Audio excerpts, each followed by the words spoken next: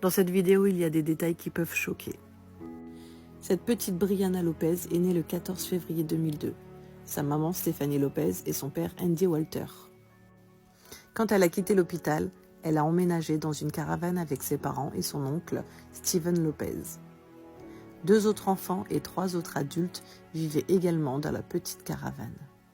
Ramener un nouveau-né à la maison est souvent un moment jubilant rempli d'amour et d'excitation, mais ce n'était pas le cas pour Brianna.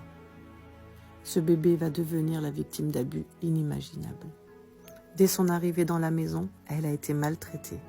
Dès qu'elle pleurait, elle se prenait des claques, on l'a pincée. Et rapidement, elle a reçu des coups de pied et des coups de poing. La petite pleurait de douleur, mais sa mère Stéphanie l'ignorait, pendant que son père et son oncle rigolaient. Quand elle en avait marre de ses pleurs, sa mère Stéphanie la mordait et elle l'a pincée, mais la plupart des tortures ont été infligées par Andy et Steven, qui ont commencé à violer et à sodomiser Brianna quand elle n'avait que quelques semaines. Le tournant a finalement pris fin pour Brianna, qui avait enduré la douleur et la souffrance tous les jours de sa courte vie, le 18 juillet 2002.